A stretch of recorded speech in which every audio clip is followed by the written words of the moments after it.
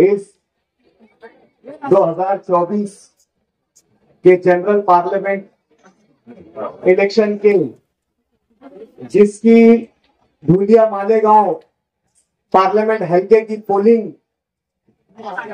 20 मई को होने जा रही है। आगे हो जा तू। उस इलेक्शन के तनासुर और पेश नजर में लिए गए जलसे के सदर मोहतरम अली वकार अलहाज यूनुसिका साहब, स्टेज पर मौजूद मजलिस इत्तेहादुल मुस्लिमीन के कारपोरेटर अलहाज इब्राहिम खान शाहिद खान साहब, साथ ही साथ मजलिस इत्तेहादुल मुस्लिमीन के दूसरे कारपोरेटर अली जनाब लईक हाजी साहब, जिला मालेगांव मजलिस इत्तेहादुल मुस्लिमीन के जिला सदर अलहाज अब्दुल मालिक साहब, वार्ड नंबर 18 के जवान साल कॉर्पोरेटर अलहाज अब्दुल माजिद साहब, पार्टी के दीगर जिम्मेदारान, सामने बैठे हुए तमाम ही मजलिस इत्तेहादुल मुस्लिमीन से मोहब्बत रखने वाले नौजवान, बुजुर्ग, बच्चे, घरों में बैठी हुई मेरी पर्दा नशीन इज्जतमां मेरी माए बहने, मेरे सामने मौजूद इंसानी सरों का छाटे मारता हुआ समुंदर, यारब नया सफर है सुबह उजाल दे, यारब नया सफर है सुबह उजाल दे, अपनी नवाजिशात का दरिया उछाल दे, हम तायरान शौक को परवाज के लिए वो एहतशाम दे के जमाना मिसाल दे। दोस्तों, आप तमाम लोगों को मालूम है कि पार्लियामेंट का इलेक्शन है। इलेक्शन चाहे कोई भी हो, पार्लियामेंट का हो, कॉरपोरेशन का हो, असेंबली का हो, इलेक्शन आवाम के लिए यौम एहतसाब होता है।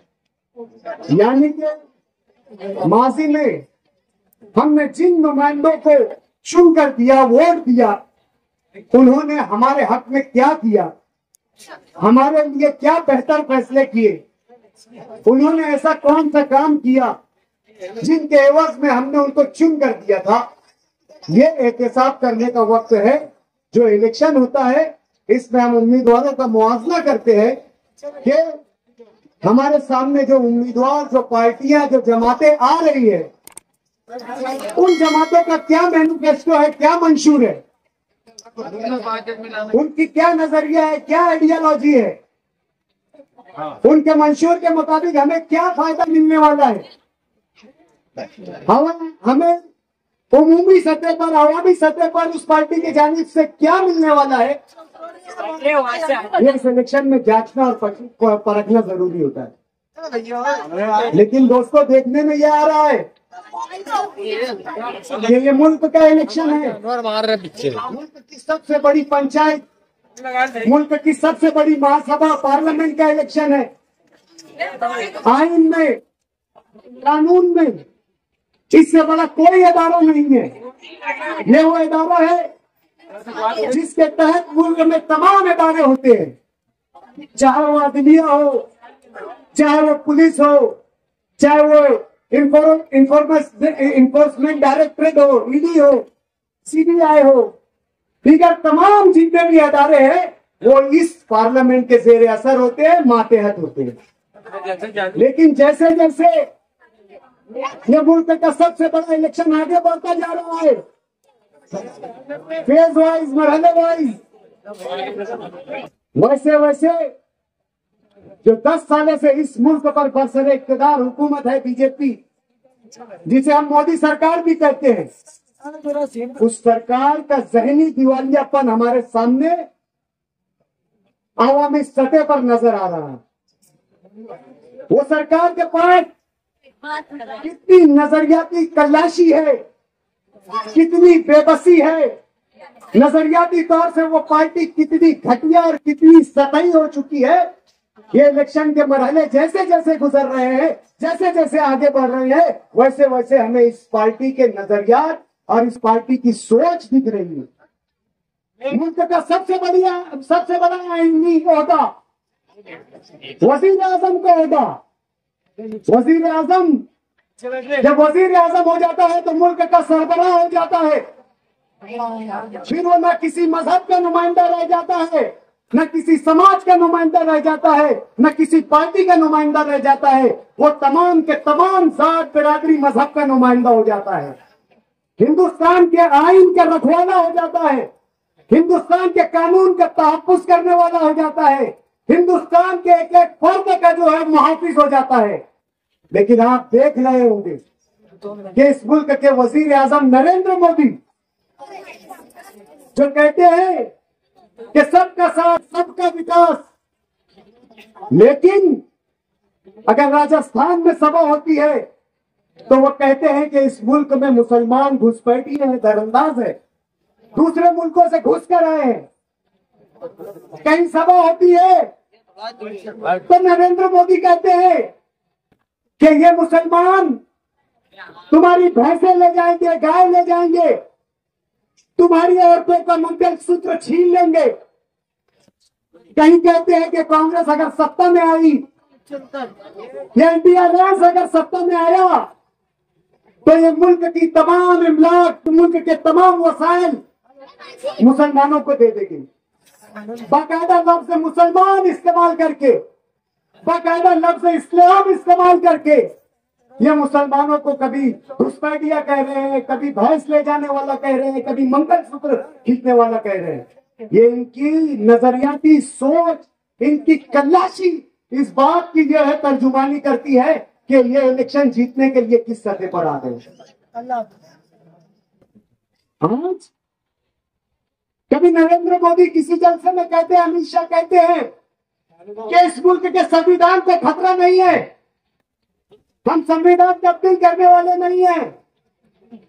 कौन कहता है कि संविधान तब्दील किया जाएगा? इन्हें यह भी नहीं मालूम कि इनकी पार्टी के जनरल सेक्रेटरी और स्पोक्स पर्सन, तर्जुमान, जो पार्टी के मंशूर की बात करता है, पार्टी की नजरियात की बात करता है, जो ऑल इंडिया जनरल सेक्रेटरी है बीजेपी का, दुष्यंत कुमार, नरेंद्र मोदी जी दुष्यंत कुमार, आपका जनरल सेक्रेटरी कहता है कि 400 पार अगर हो जाए, 400 पार अगर बीजेपी को सीट आ जाएगा, फिर इंडिया अलायंस को आ जाए तो इस मुल्क का संविधान तब्दील कर दिया जाएगा। आपके आईनी ओहदे पर फर्ज कर्नाटक के MP Anant Kumar Hegde, member of parliament, कहते हैं कि अगर आपने 400 पार अगर बीजेपी को चिन्ह कर दिया तो हम इस मुल्क के आईन को तब्दील कर देंगे, इस मुल्क के दस्तूर को तब्दील कर देंगे। इनकी सोच रखने वाले और जिनके हुक्मों पर यह बीजेपी चलती है, उस आरएसएस के प्रचारक गोविंदाचार्य कहते हैं कि 400 पार होने के बाद इस मुल्क के संविधान को तब्दील कर दिया जाएगा। मोदी जी, आप सवाल करते हो कि कौन से आईनी जिम्मेदार ने, कौन से इस मुल्क के जिम्मेदार ने, कौन से बीजेपी के जिम्मेदार ने, कौन से बीजेपी के बड़े शख्स ने, कौन से बीजेपी के लीडर ने यह कहा है कि आईन में तब्दीली की जाएगी या इस मुल्क के दस्तूर को तब्दील किया जाएगा? तो शायद आपका तजुर्बा कम है, आपकी इल्म कम है, आपका नॉलेज कम है। आप 3 मई को बोलते कुछ हो, 7 मई को बोलते कुछ हो, 3 मई को आप कहते हो कि हमें 400 सीट दे दीजिए, वरना इंडिया अलायंस अगर आएगा तो बाबरी मस्जिद को ताला लगा देंगे। और 7 मई को बोलते हैं एक पत्रकार को कि आप मुझसे इस तरीके के सवाल मत करें, मेरी जबान में सवाल मत रखो, मैंने ऐसा कुछ नहीं कहा। तो नरेंद्र मोदी जी, आपके कौमी रहनुमा, आपकी पार्टी के पहले वजीर आजम, आपके मार्गदर्शक, आपके रहनुमा अटल बिहारी जी वाजपेयी, जो इस मुल्क के बीजेपी के पहले वजीर आजम बने थे, उन्होंने 2002 में जो वेंकटाचल नामी जस्टिस साहब थे, उनकी सदारत में आइन की तब्दीली के लिए, आइन में रद्द बदल करने के लिए, आइन को बदलकर हिंदू राष्ट्र बनाने के लिए एक कमेटी तश्कील दी थी। जस्टिस वेंकटाचल के नाम जो है उसकी सदारत कर रहे थे। आज देश का हाथ कहते हैं सबका साथ सबका विकास।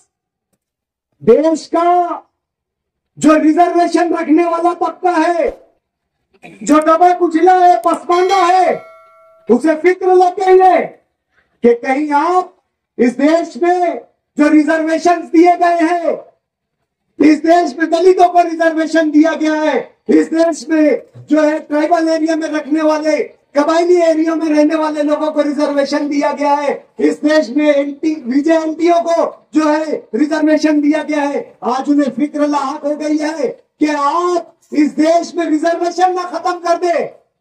और इसकी बुनियादी वजह है कि हर 10 साल में मर्दमशुमारी होती थी, हर 10 साल में जात की शुमारी होती थी। कौन किस जात का है, कितने बीजेएमपी है, कितने एसटी है, कितने शेड्यूल कास्ट है, कितने अदर ओबीसी है, इस तरीके का सर्वे होता था। लेकिन आपने 10 सालों से ये सर्वे नहीं करवाया, तो उन दबे कुचलों में ये बेचैनी है कि आप कहीं रिजर्वेशन को तब्दील न कर दे। आपसे कोई मुतमईन नहीं है। 2014 में आपने बड़े बड़े नारे दिए थे, आपकी बीजेपी सरकार ने बड़ा बड़ा नारे दिए थे, सबका साथ सबका विकास। हम काला धन देश से जो है विदेशों में है, फॉरेन में जो काला धन है वो काला धन लाएंगे। स्विस बैंक्स में जो काला धन रखा हुआ है हम वो काला धन लाएंगे। और हम हर गरीब, हर वो पसमानदा जिसे आज वो गरीबी की सतह से के नीचे से जिंदगी गुजार रहा है, उसके अकाउंट में हम 15 लाख डालेंगे। लेकिन मोदी जी, आपने तो विदेशों में रखा काला धन नहीं लाया। आपने जिन्होंने काला धन चुरा कर, जिन्होंने काला धन इस मुल्क में से बाहर लेकर गए थे, वो नीरव मोदी, वो ललित मोदी, वो जो है विजय माल्या, उनको इस मुल्क से फरार करा दिया। और आपने तो जैसे इस मुल्क में करप्शन का, इस मुल्क में बदनवानी का नया बाग खोल दिया, नया दरवाजा खोल दिया। आपने तो नारा दे दिया कि जो मुझे चंदा देगा मैं उसे धंधा दूंगा, और जो मुझे चंदा नहीं देगा मैं उसे ईडी में फंसा दूंगा। आपको इलेक्ट्रॉन बॉन्ड नामी घोटाला शायद यहां पर बैठे हुए बहुत से लोगों को नहीं मालूम होगा। इस मुल्क में एक ऐसा घोटाला हुआ है जो आप गरीब जनता की जेब पर, आप गरीब जनता की फलाह और बहबूद के लिए काम आने वाले पैसों पर, आपकी तरक्की के लिए रखे हुए पैसों पर, आपकी जो बेहतरी के लिए रखे हुए पैसों पर एक बहुत बड़ा डाका है। आपको यहां पर बैठे हुए हर शख्स को मालूम होगा कि इस देश में एक गवर्नमेंट की एजेंसी ईडी काम कर रही है। जो बीजेपी मुखालिफ रहता है ईडी जाकर उसे गिरफ्तार कर लेती है। अजीत पवार को ईडी धमकी देती है, अशोक चौहान को ईडी धमकी देती है, छगन भुजबल को ईडी गिरफ्तार करती है, और हेमंत बिश्व शर्मा को ईडी गिरफ्तार करती है, कुमारस्वामी को ईडी जो है नोटिस देती है। ये लेकिन जैसे जैसे ये लोग बीजेपी में शामिल होते हैं, बीजेपी की वॉशिंग मशीन इन तमाम लोगों के गुनाहों को धो देती है। ये फिर सिंचन घोटाला जो 17,000 करोड़ का अजीत पवार ने किया था, बीजेपी माफ कर देती है। अशोक चौहान आदर्श घोटाला करता है, उसे माफ कर दिया जाता है। हेमंत बिश्व शर्मा जो क्या असम का मुख्यमंत्री है, कांग्रेस का मंत्री था, लेकिन उसे भी माफ कर दिया जाता है। ये कैसा काला धन वापस ला रहे हो मोदी जी? आप कैसा काला धन वापस ला रहे हो? आपने जो कंपनी ईडी की जद में थी, वो कंपनियां जैसे फ्यूचर गेमिंग नामी कंपनी, आप लोगों में ये जो खेलते हैं आईपीएल गेम, टीम बनाओ, जिसमें टीम बनाया जाता है, वो company future gaming, future gaming company पर जल्द ही ईडी ने जो है छापा मारा था, लेकिन जैसे ही 500 करोड़ रुपए का इलेक्ट्रल बॉन्ड बीजेपी को तोहफे में दिया गया, ये कंपनी को और 2 कंपनियां तोहफे में मिल गई मेगा इंजीनियरिंग करके। आपने सुना होगा कि छत्तीसगढ़ में एक टनल, एक सुरंग टूट कर गिर गई थी। आप जैसे कई गरीब, हजारों गरीब उसमें जो है शहीद हो गए थे। उस पर ईडी ने और सीबीआई ने शिकंजा कसा, लेकिन जब उसने 500 का इलेक्ट्रल बॉन्ड बीजेपी को दिया तो बीजेपी ने उसको तमाम गुनाहों से बरी करते हुए और बड़े बड़े ठेके दे दिए। आपने माइनिंग जायंट्स का नाम सुना होगा। ये 3 कंपनियां ईडी ने 30 कंपनियों पर अगर छापा मारा है तो 14 ऐसी कंपनियां हैं जिन्होंने बीजेपी को इलेक्ट्रल बॉन्ड के नाम पर चंदा दिया है। और ये 3 कंपनियां तो सरे फहरिस्त है, सबसे ज्यादा रकम देने वाली ये 3 कंपनियां हैं। और मोदी जी कहते हैं कि काला धन देश से लाएंगे। बाजू में अशोक चौहान को, अजित पवार को, सुनील तटकरे को बैठाकर आप कहते हो इन चोरों को, जिन्होंने सिंचन घोटाला किया, जिन्होंने आबपाशी घोटाला किया, इन चोरों को बाजू में बैठाकर अगर नरेंद्र मोदी कहते हैं कि हम काला धन लाएंगे वापस, तो एक सरासर आपका झूठ और धोखा है। आप कहते हैं बेटी बचाओ बेटी पढ़ाओ, हम बेटियों को आत्मसम्मान देंगे, बेटियों को रक्षा और सुरक्षा देंगे। मोदी जी, आपने कर्नाटक में जो प्रज्वल रेवन्ना है, आप लोगों को शायद उसका नाम नहीं मालूम होगा, उसका करतूत नहीं मालूम होगा। प्रज्वल रेवन्ना जेडीएस का खासदार है हासन से, जो कि देवेगौड़ा का पोता है, और आज ये जेडीएस बीजेपी की अलायंस में है। आज हासन के एक रनिंग ट्रैक पर 2000 जो है उसकी कैसेट्स, वीडियोस और जीबी मिली 2000, उसमें 2000 लड़कियों की असमत दरी की गई। ये आपका बेटी बचाओगे मोदी जी? कठुआ में 5 साल आसिफा जिसका रेप कर दिया जाता है और आपकी पुलिस करती है, आप ना उस पर 500 लगाती है और ना कोई ऐसा चार्ज फ्रेम करते हैं कि वो ताहयात जेल में रह सके। आज आसिफा के रेप करने वाले दंदनाते सड़कों पर फिर रहे हैं। मोदी जी, हमारे देश की शान, इस मुल्क की स्पोर्ट्स मूवमेंट्स जो कुश्तियां लड़ती है, ओलंपिक में मेडल जीतती है और देश का नाम रोशन करती है, उन्होंने आपके खासदार और आपके मंत्री ब्रिजभूषण पर इल्जाम लगाया कि इन्होंने हमारे साथ जो है बदसलूकी की, कई स्पोर्ट्स वुमेन का जो है असमत दरी की। और मोदी जी, आप उस असमत के लूटने वाले दरिंदे के बेटे को ही टिकट देते हो और आप कहते हो बेटी बचाओ बेटी पढ़ाओ। आपके सब नारे झूठे हैं, आपके सब नारे खोखले हैं, सब नारे इलेक्शनी है। जैसा कि अमित शाह कहते हैं कि बात निभाने के लिए नहीं होती है, कुछ बातें इलेक्शनी जुमले होते हैं।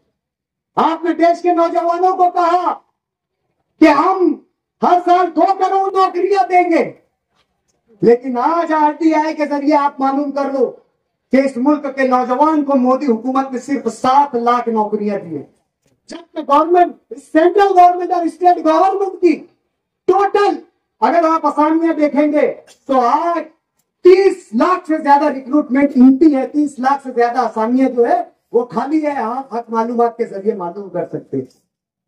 आप कहते हैं कि हम किसानों को तहफ़्फ़ुज़ देंगे, हम किसानों को इस मुल्क में, जो इस मुल्क की सबसे बड़ी मईशत है, उस मुल्क को फसल तबाह होने पर, बर्बाद होने पर उन्हें एमएसपी देंगे, मिनिमम सपोर्ट प्राइस देंगे। आज अगर वो किसान आंदोलन करता है कि हमें एमएसपी दी जाए, हमारी फसलें खराब हो रही है, हमें कम से कम मिनिमम सपोर्ट अमाउंट दिया जाए या प्राइस दी जाए, तो आप उन पर आंसू गैस और जो है शेल छोड़ते हैं, अपने किसानों की हमदर्दी करते हैं। आपने हमारे इस हल्के के किसान जो प्याज के उत्पादक है, प्याज पे आपने 8 से 10 महीनों से एक्सपोर्ट बंद कर रखा है। आज पर क्विंटल प्याज लगाने का खर्चा जो है वो 10,000 रुपया है।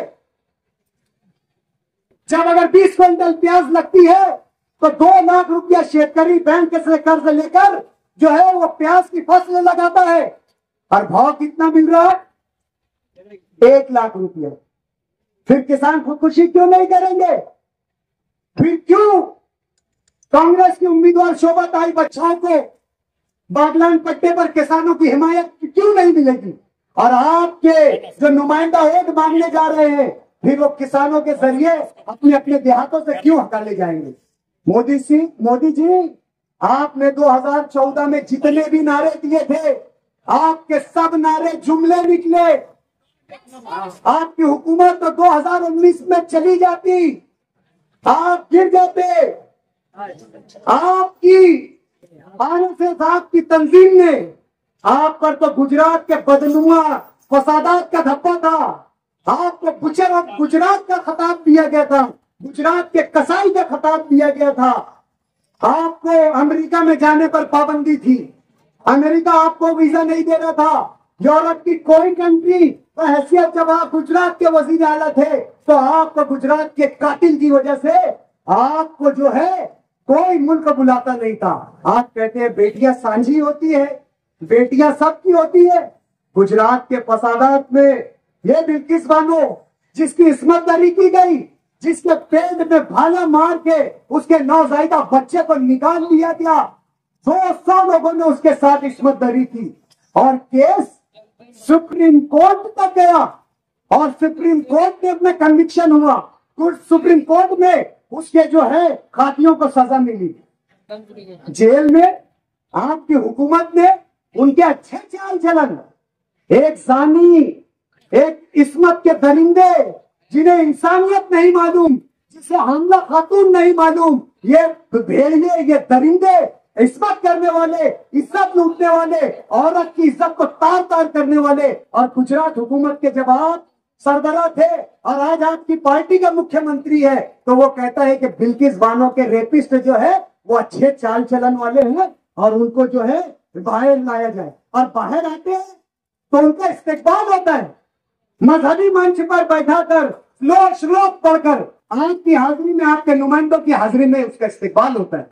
यह बेटी बचाओ नारा है आपका, यह औरत को तहफ्फुज़ देने का नारा आपका है। मोदी जी, 2019 में आपका चलचलाव हो गया होता, आपकी हुकूमत चली गई होती, आरएसएस ने तो आपको लाकर बैठा दिया था, आप एक नाकाम वजीर आजम साबित हुए थे।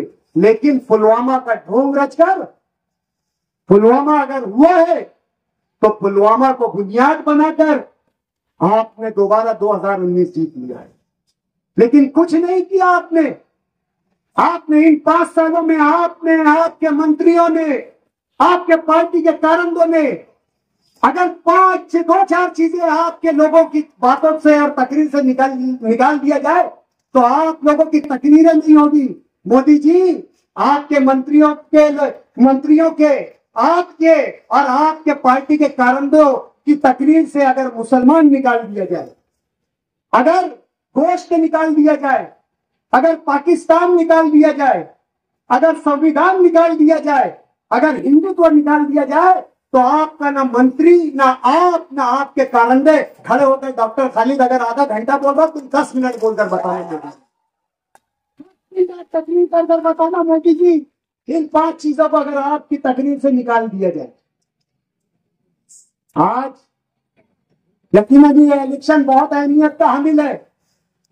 हम तमाम लोगों को जिम्मेदारी के साथ इस इलेक्शन में हमारा रोल निभाना होगा। कई लोगों ने तो सुपारी ले लिए, कई जिम्मेदारों ने सुपारी ले लिए, बराए नाम जो है पंडाल लगाकर 2-4-5 लोगों को बैठा दिए। अभी उनका असेंबली इलेक्शन आएगा तो यहां से वहां तक दंडनाते और तड़तड़ाते फिरेंगे। लेकिन जहां देश के तहफ्फुज़ की बात है, जहां देश के कानून और आइन के तहफ्फुज़ की बात है, वहां पर उनको उम्मीदवार कमजोर दिख रहा है, माल नहीं मिला, माल ढूंढ रही है सुपारी बादशाह ने। लेकिन आपको अपनी जिम्मेदारी निभाना है, आपको जमहूरियत बचाना है, आपको संविधान बचाना है। हमने शोभाताई बच्चाओं को जो है मशरूत हिमायत दी है। बहुत लोग खड़े रह के डींगे मार रहे हैं कि हमने बिला शर्त हिमायत दी है, हमने ना कोई बात की है, हमें बात की जरूरत नहीं, हमें काम करने की जरूरत नहीं, हमको बहुत काम आता। ऐसे लोग जब कोविड के दौरान इनसे पूछा जाता सिविल हॉस्पिटल में कि आप शहर के लिए क्या कर रहे हो, तो वो कहते हैं कि मुझे तो आवाम ने एमएलए से गिरा दिए, अब जिनको चुन कर दिए उनसे काम करो। ऐसे लोग शहर का काम करेंगे। लेकिन हमने शोभाताई बच्चाओं से कहा कि आज जिस इलाके में ये जलसा हो रहा है, ये सियासत कल्ब है, यहाँ के लोग गरीब जरूर है, हाथ मजदूर जरूर है, लेकिन सियासी शऊर रखते हैं। इस इलाके में प्लास्टिक कारखाने में काम करने वाली हमारी माँ बहनें भी है, इस इलाके में प्लास्टिक कारखाने के जो है मालकान भी है। आज प्लास्टिक कारखाने वालों के साथ क्या किया जा रहा है मालूम? उन्हें बिजली चोरी करना सिखाया जा रहा है। उनसे कहा जा रहा है कि बिजली बैठ जाओ भाई, 10 मिनट अभी बाकी है मेरी घड़ी में, 10 मिनट पूरी बात मुकम्मल करूंगा, अभी 10 मिनट बाकी है, आप इत्मीनान से बैठे। बिजली चोरी करने वाले को कहा जा रहा है। जरूरत तो ये बात की थी कि आप सत्ताधारी पार्टी के एक ओहदेदार थे, इस प्लास्टिक इंडस्ट्री को जो अनऑर्गेनाइज्ड है इसे ऑर्गेनाइज करते। लेकिन आपके भाई को हत्ता और घट्टा खाना है। एक जो है प्लास्टिक कारखाने वाले से 10,000 रुपया जमा करना है तो कभी आप उनको सहूलत नहीं देंगे। अगर आप सच्चे नुमाइंदे रहते, आप सच्चे इनके वफादार रहते तो इनके बिजनेस को ऑर्गेनाइज करते थे। आज इस इलाके में बहुत से ऐसे रोजगार है जिन्हें अगर हुकूमत की तरफ से सहायता मिले, हुकूमत की तरफ से हिमायत मिले, चाहे रेडीमेड करने वालों का कारोबार हो, चाहे बस्ते बनाने वालों का कारोबार हो, चाहे इमली एक्सपोर्ट इंपोर्ट करने वालों का कारोबार हो, चाहे हमारे गांधी मार्केट जहां पर कच्चा कपड़ा बिकता है, अगर हुकूमत की स्कीमें इनसे मुतारिफ कराई जाए, हुकूमत से बैठकर इनके धंधे और इनके टर्नओवर बताया जाए, इनके ट्रांजैक्शंस बताए जाए, तो इनसे कहीं ना कहीं हम जीएसटी में फायदा ले सकते हैं, कहीं ना कहीं टैक्सेशन स्लैब में हम फायदा ले सकते हैं, कहीं ना कहीं गवर्नमेंट के नुमाइंदों के जरिए इनको ऑर्गेनाइज बिजनेस बना सकते हैं, ऑर्गेनाइज इंडस्ट्री बना सकते हैं। लेकिन कभी इस सब पर बात नहीं होगी। जा तू ओपन पर बस जा, ओपन पे प्लास्टिक गोडाउन डाल ले, प्लास्टिक की चोरी कर ले, और अगर कोई बेकरी वाला इनके खिलाफ जाता है तो फूड इंस्पेक्टर वहां पर भेज देते हैं। या वो बेकरी वाले को ये नहीं कहते कि तू कानून के मुताबिक ऐसा मटेरियल इस्तेमाल करके फूड इंस्पेक्टर तेरे घर तक नहीं आए। अगर कोई बेकरी वाला अपनी नाम में फूड एफडीआई को दिया गया फार्मूले के अलावा अगर फार्मूला डालता है और इनके खिलाफ रहता है तो उस बेकरी पर जो है वो फूड इंस्पेक्टर को भेज दिया जाता है। तो हमने ये तमाम बातें जो है पार्लियामेंट की उम्मीदवार शोभाताई बच्चाओं से किया है कि हमारा मुल्क कानून बनाने वाला कायदा और आप उसके नुमाइंदे बनने जा रहे हैं। हमारा शहर जो है इस मुल्क की सबसे बड़ी दूसरी इंडस्ट्री रखने वाला शहर है। आज कॉटन टेक्सटाइल में सबसे बड़ा हिस्सा अगर जो है तो हमारे प्लेन पावर लूम्स का है। प्लेन पावर लूम से जुड़े हुए तमाम मसाइल कि इन्हें गवर्नमेंट सब्सिडी दे, गवर्नमेंट अपडेटेड पावर लूम को तो सब्सिडी दे रही है लेकिन प्लेन पावर लूम्स को नहीं दे रही है। इस रियासत से तमाम चीनी फैक्ट्रीज और स्पिनिंग मिल को खत्म कर दिया गया है, तमाम स्पिनिंग मिल को प्राइवेटाइज कर दिया गया है, खासगी कर दिया गया है।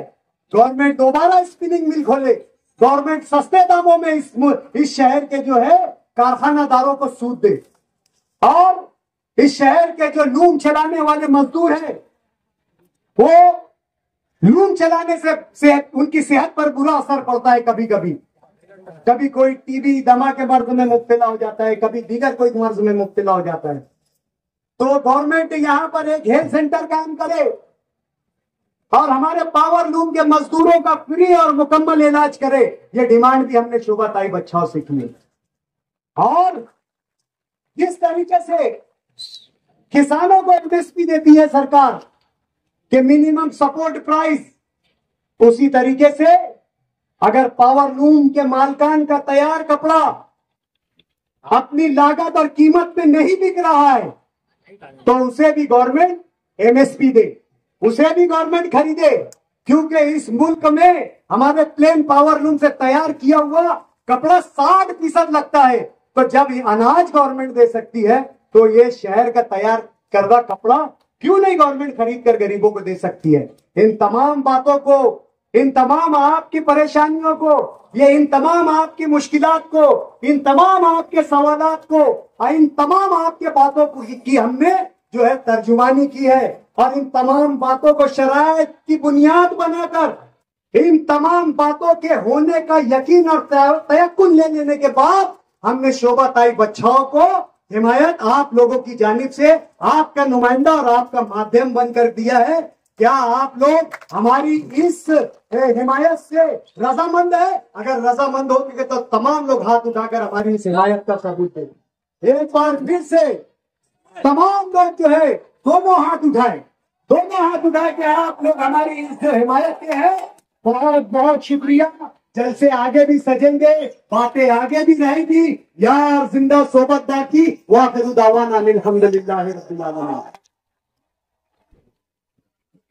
हराम के रिस्क में इम्तियाज कैसा, हराम के रिस्क में इम्तियाज कैसा कि खाने वाले खिलाने वाले सब एक निकले।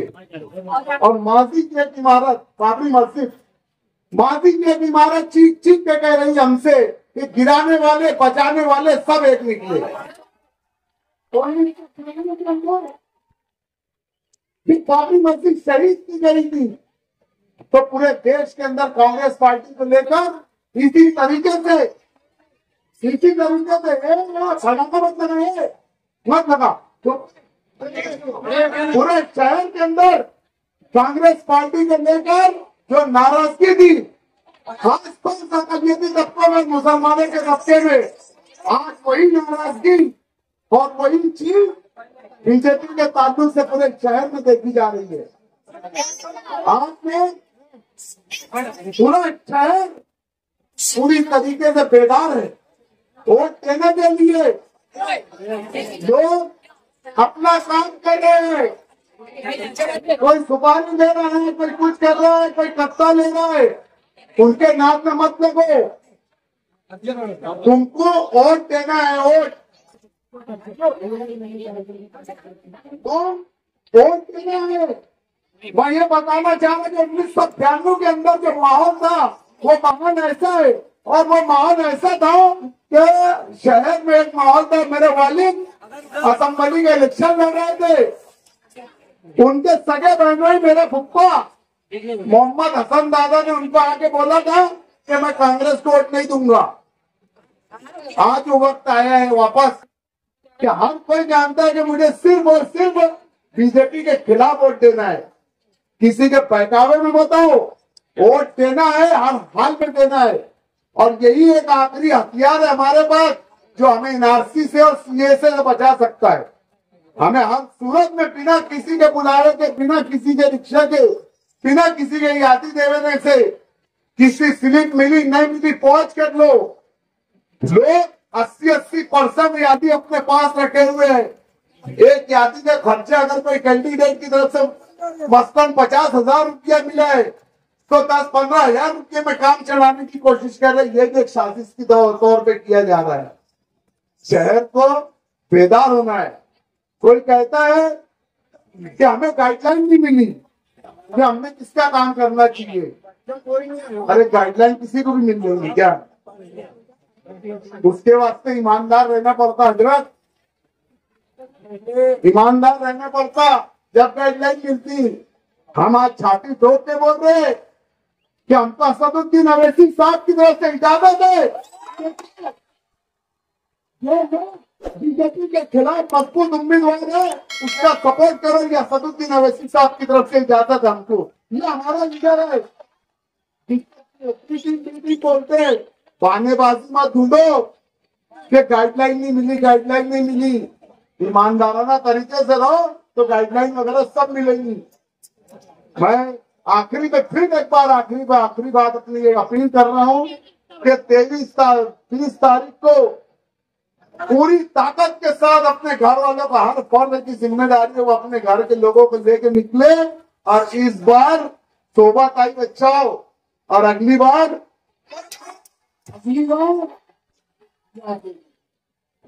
बुनियादी बात जो आज करने जा रहे हैं, ये इलेक्शन पार्लियामेंट का इलेक्शन है और 20 तारीख को जो इलेक्शन होने जा रहा है उसमें एक काम सिर्फ आप लोगों को करना है।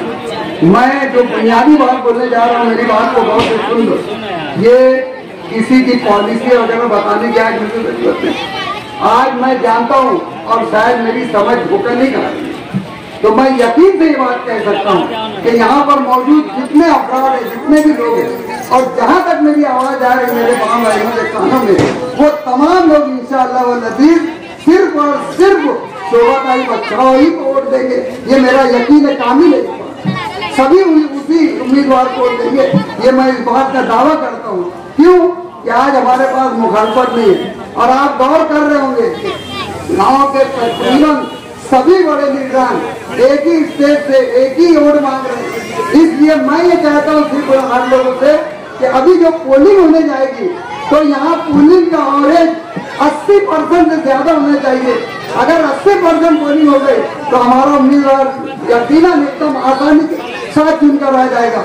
और ये मत समझना कि 80% पोलिंग नहीं होगी। मैं ये बोलता हूँ कि आज एनसीपी शेख आसिफ साहब ने वो अभी इलेक्शन लड़ रहे हैं, यहाँ पर मुफ्ती इस्माइल लड़ रहे हैं, हम लड़ रहे हैं, जनता दल समाजवादी पार्टी इलेक्शन लड़ रही है। तमाम के तमाम लोग सिर्फ एक वोट मांग रहे हैं, शोभा का बचाओ। तो बताओ यहाँ मुखालफत कहाँ है? इसलिए जब आप यहाँ वोट देने के जाएंगे तो आपके लिए कोई रुकावट नहीं है, कोई खेद नहीं है।